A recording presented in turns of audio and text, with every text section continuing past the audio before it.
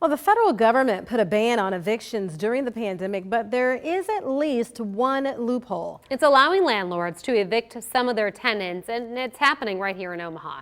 3 News Now reporter Kent Letson joins us with more about a trend that's pushing people out of their homes.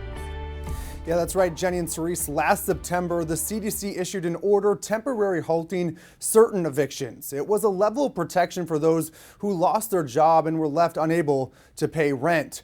But that protection only went so far, especially after landlords found loopholes in the system, allowing them to remove tenants with little warning.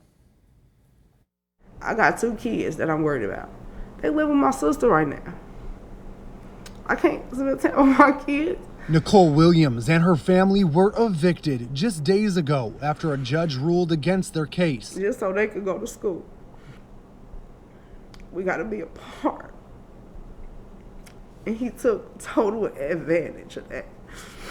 Their landlord, Bill Stanek, used a loophole in the CDC's eviction moratorium, something that was supposed to protect Williams and her boyfriend, Daniel Christian, after they lost their jobs due to the pandemic. We thought we were good, and then we got another letter to appear in court. He wasn't asking for restitution or saying we were behind. He was just terminating our lease and evicting us. Instead of evicting a tenant because of unpaid rent, which is not allowed, Stanek is removing renters because their leases were up, and he decided not to renew them. It was sad to see him do that to people like that, that he got away with it, and that it was nobody to help. And this exact scenario didn't just happen to Williams and her family.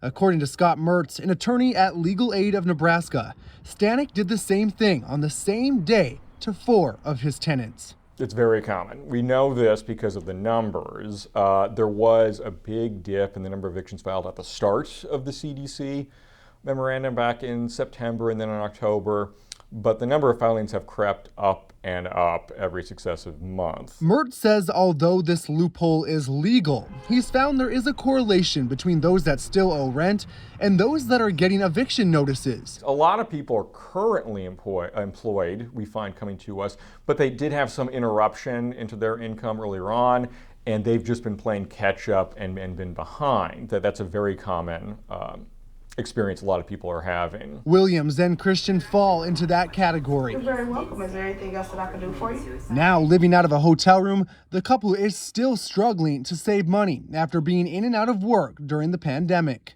Nothing has changed to the point where he gets to take us all to court and go around the memorandum and put us all out. I just did all of this stuff from September to now with housing, and I still don't got nowhere to stay.